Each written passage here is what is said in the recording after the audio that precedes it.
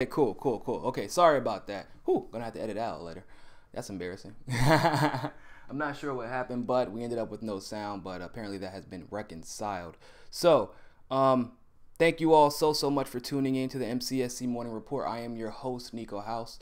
Definitely want to urge you all to join our One Follow, $1 campaign, where we show the mainstream media that if they will not invest in the truth, then we will invest in those who will. You can donate to the One Follow, $1 campaign by clicking on the Patreon link below and donating just $1. As you all know, YouTube has been arbitrarily demonetizing half of our videos. And just so you all know what we have to deal with, just a little glance into people who do this as like their professional career.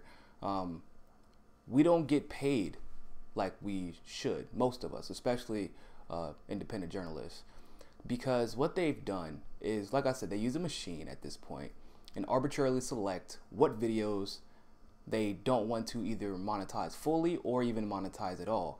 And it is up to us to get at least 1,000 views on that video before we can actually refute the fact that it was monetized, that it should be monetized, and that it was not inappropriate, and that it did not violate YouTube standards. So, and then eventually some of the videos do get remonetized. However, that's after you get 1,000 views, and so you've already lost a few dollars on the video just trying to convince YouTube that it was worth monetizing to begin with. So that's what we're dealing with right now, which is why you hear a lot of independent journalists doing crowdfunding campaigns, because it's necessary for us to continue doing what we do. So I want to thank you all who already joined to that. If you all share, I think that y'all can hear me, right? Okay. So yeah, if you all think that okay, I was just making sure that everybody can hear me, because some people were saying they couldn't. But if you all think that this Seth Rich story has fizzled out, you have been mistaken. So just a little background information on what's come to pass thus far. If you all recall, Seth Rich, who worked for the DNC, it turned out that he was in fact a very potent part of how the DNC dealt with their voter expansion. In fact, he was, to my knowledge, the director of voter expansion. So he was very involved in the Democratic Party in a very serious way. And then it turns out that he was actually a very staunch Bernie Sanders supporter. Now, weirdly enough, he gets killed in a neighborhood, and there was literally no surveillance until very recently. And even that footage, when it came out, was a little weird. But for the longest time, the police department told us that there was absolutely no footage. And of course, anyone who lived in DC or who's worked in DC or knows people that work in DC or understand DC understands that this is the most surveilled city in the entire nation, for good reason. So when they tried to claim that, obviously, people were suspicious immediately. So after that, the family hired a private investigator named Rod Wheeler, and all hell broke loose, essentially. Rod Wheeler was investigating. Donna Brazile tried to stifle that investigation. The Metro Police Department, the DC Metro Police Department, tried to stifle that investigation as well, along with Aaron Rich's brother, which I will go into in a second. But probably the two most damning things that came out was that when Rod Wheeler tried to go to the police department to get more information, they told him, do not keep pressing the issue because they can't talk about it. And then one of the people that he knew at the police department specifically said, just be patient, because eventually somebody is going to go down. And then once that happens, politicians are not built for jail, so they will start snitching. And then, like I said, a lot of things happened with Rod Wheeler, but Rod Wheeler was a private investigator who was indeed hired by the Seth Rich family. So that's just a little update, a little synopsis, if you will, of what happened with Seth Rich, and because it's important to know what this video is actually about. So Seth Rich, weirdly enough, has this brother who does not seem to be interested in finding his murderer at all whatsoever. Even though I think it's a little bit more complex than that. But recently, as in yesterday, Seth Rich's brother, Aaron Rich, I'm going to put quotations up around that and I'll explain why in a second. But the brother, Aaron Rich, actually physically mailed off a letter to one named Matt Couch. Now, Matt Couch is someone who has been thoroughly investigating the Seth Rich situation. He has a pretty solid following on Twitter. He has like 72,000 followers. He's been apparently very thorough in his investigation. I must admit, I just recently started following him. And I'm glad that someone has been continuing to dive into and investigate this Seth Rich situation. But I was pleased that there has been some new information to come up, but I was not pleased at the content of the letter. So essentially, Aaron Rich made the letter, or made the situation, really politicized. He attacked Matthew Couch, saying that he was investigating the Seth Rich murder because he wants to empower Trump. And Matthew Couch himself said that he's never said this, and a lot of his followers said that that's ridiculous because he's never said anything like that. In fact, he usually leaves, whenever he's doing the Seth Rich investigation, he usually leaves his personal politics out of it, as in when he does the videos and he's covering the investigation, he doesn't even talk about Donald Trump outside of maybe like mentioning him for a material fact.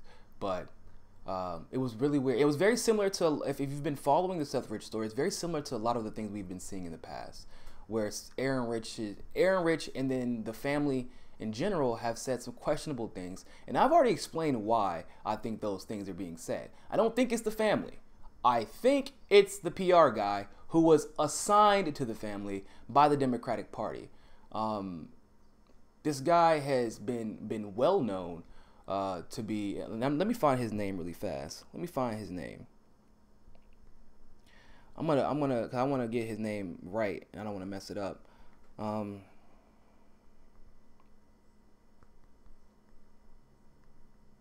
Because I'm horrible with names. By the way, I can give a total description of who he is, what he does, who he works for, but I am horrible with names.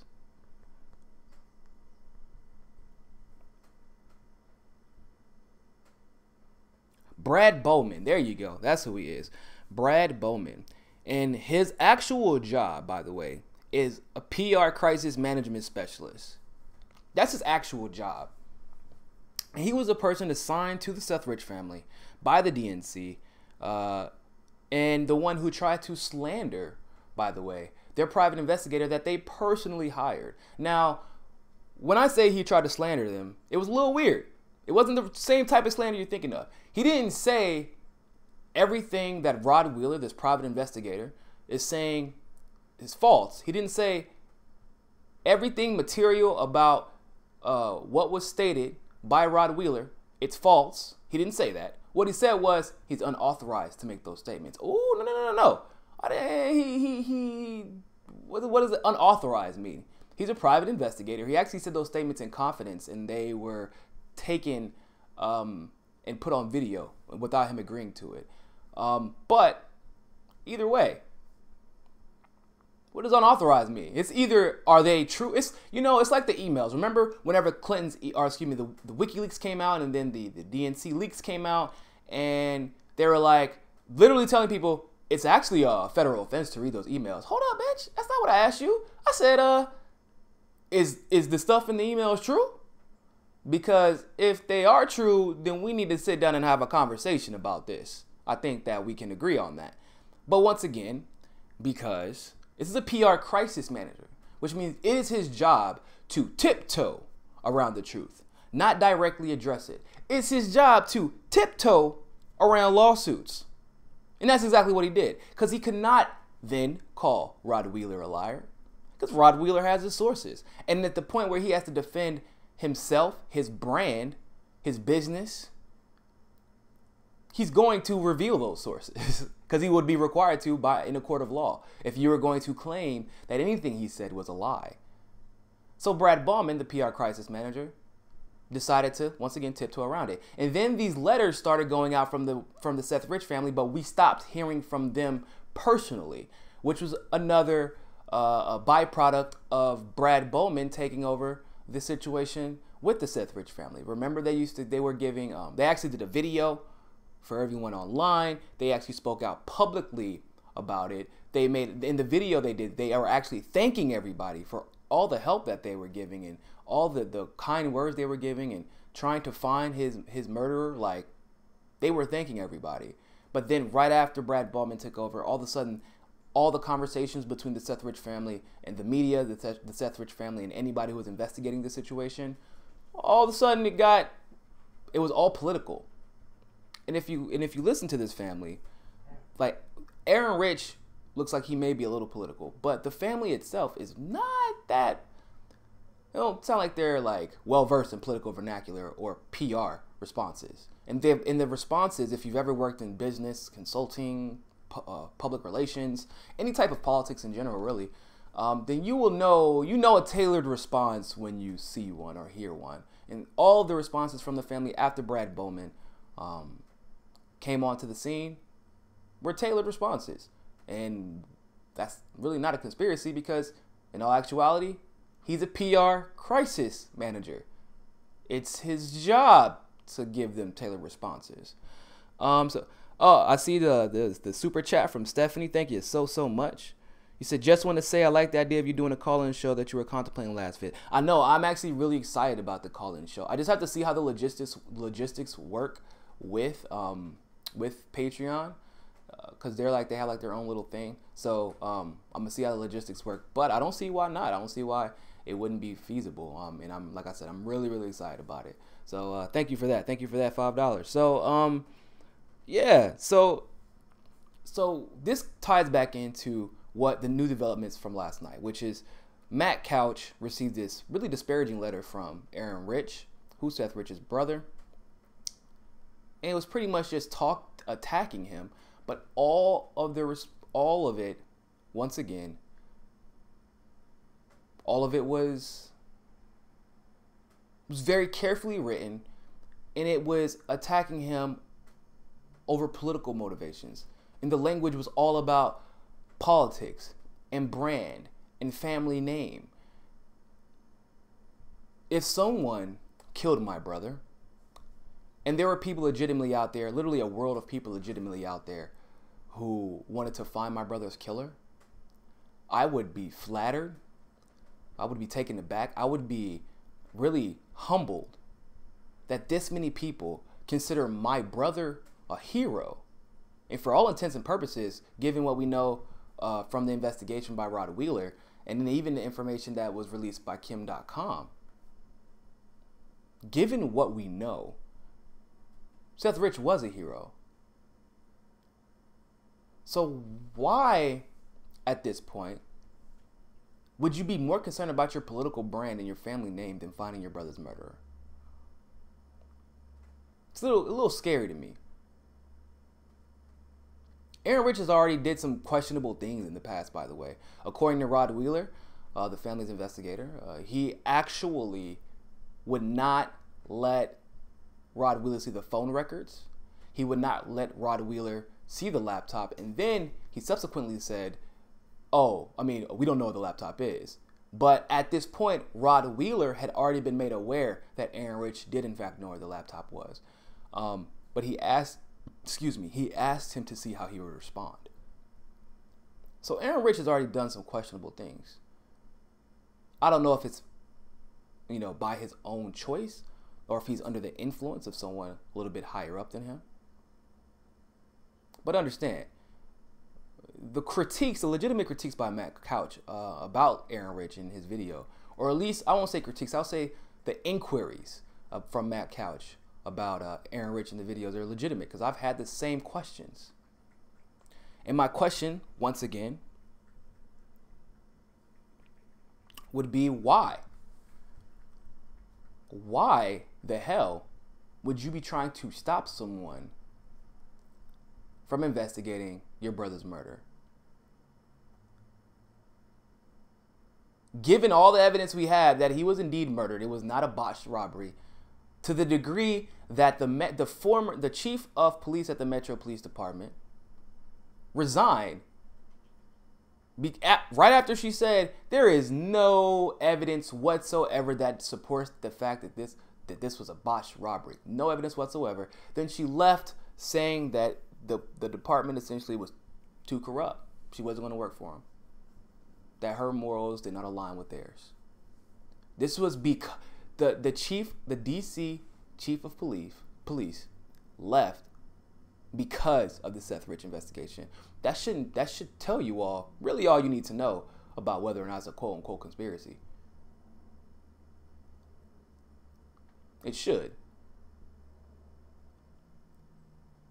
So I also want to discuss one more thing.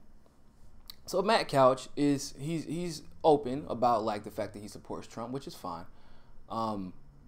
Seemed like a very sincere guy though. He like from the videos that I've seen, seemed like a very sincere, very nice guy. And his reasons for supporting Trump all have to do with the same reasons involving policies that I support from Trump, which is like pulling out of Syria, kind of getting rid of over policing around the world, counteracting the establishment. I got it, all that good stuff. But what kind of disturbed me, I think, was that I'm a little disappointed in the left. Not a little, but a lot. I'm very disappointed in the left because here we have a hero in Seth Rich, a progressive, no less, who put his life on the line to make sure that our candidate could win the election, and that if he could not win the election, which we eventually found out that he wouldn't have been able to, that we would understand why, and that we would be able to prevent that same thing from happening again in the future. He revealed a truth about our democracy, or helped reveal a truth about our democracy, that a lot of people would never have taken the chance to do, potentially ruining his career. God forbid we didn't expect him to ruin his life or lose his life. And Seth Rich was a progressive. So why is it that the right, I mean, of course, barring a couple of us, literally, as far as political pundits are concerned, barring maybe 4 or 5 of us, and that's reaching, why isn't the left fighting for Seth Rich's justice in the same manner that the right is?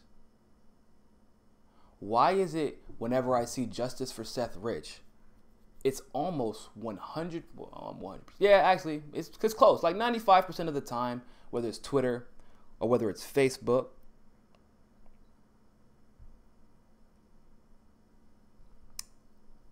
it always ends up being the right, where it talks about justice for Seth Rich.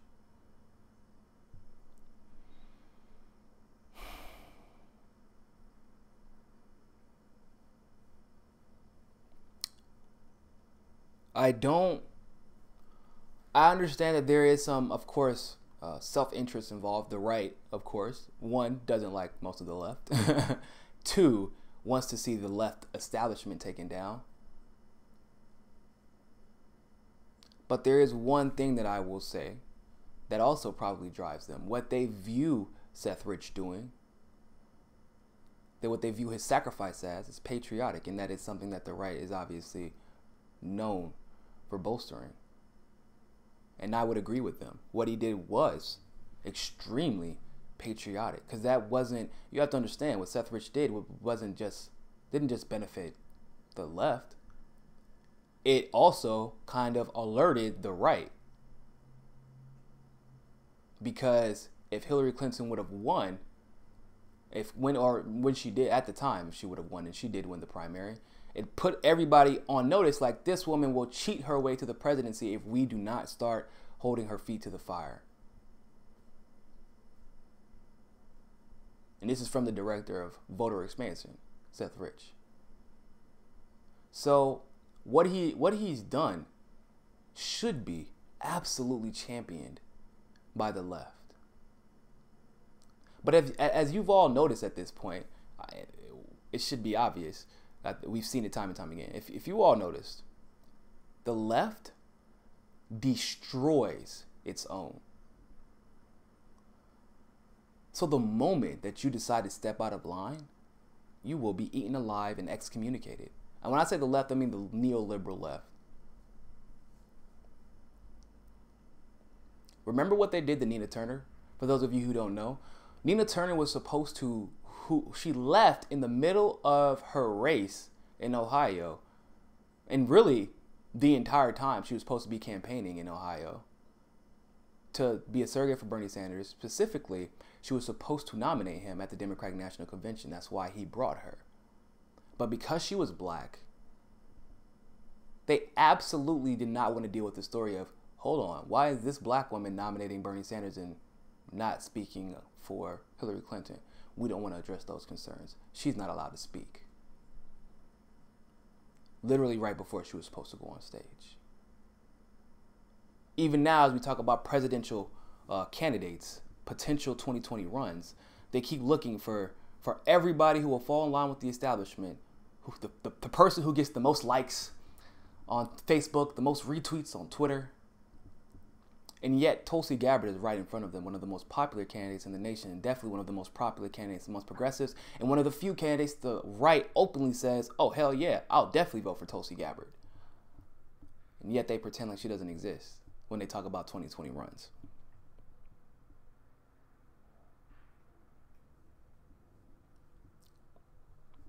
Obviously, I could point to the clear evidence of how they ate Bernie Sanders alive.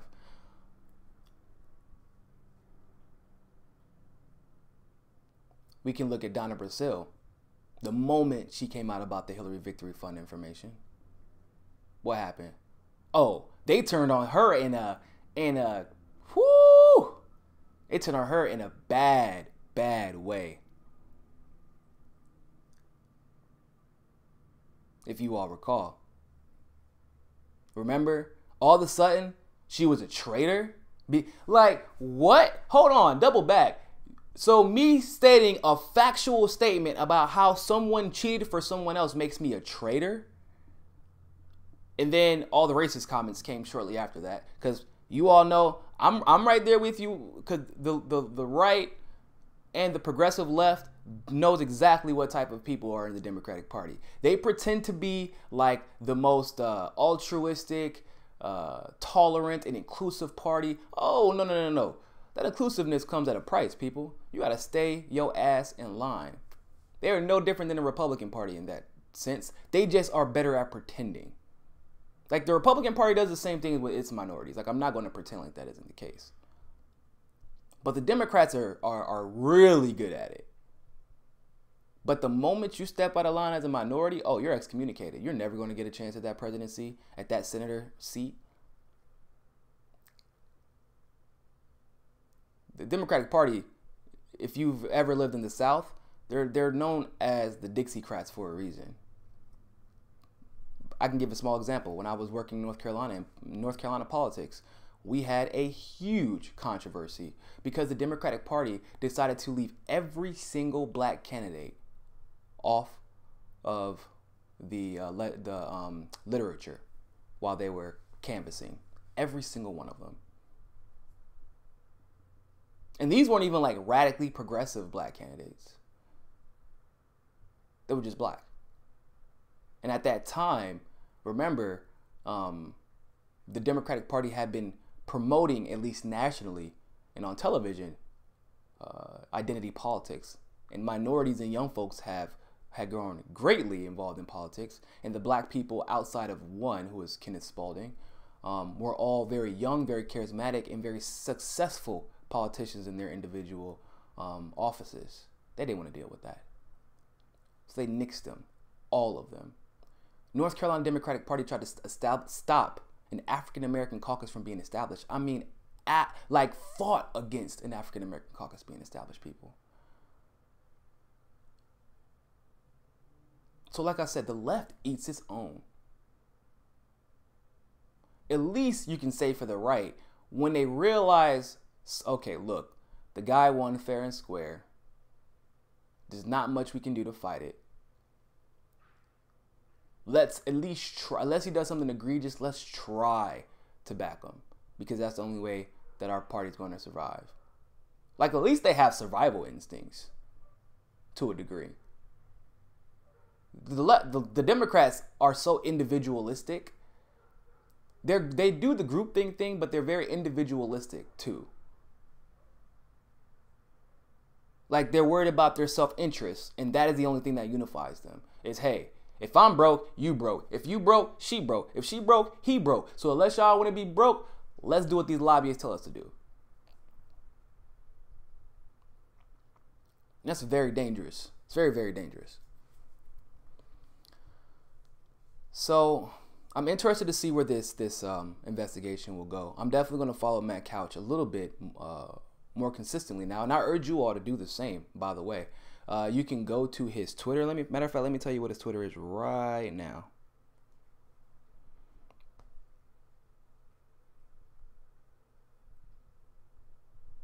I'm gonna let y'all know. Give me a second.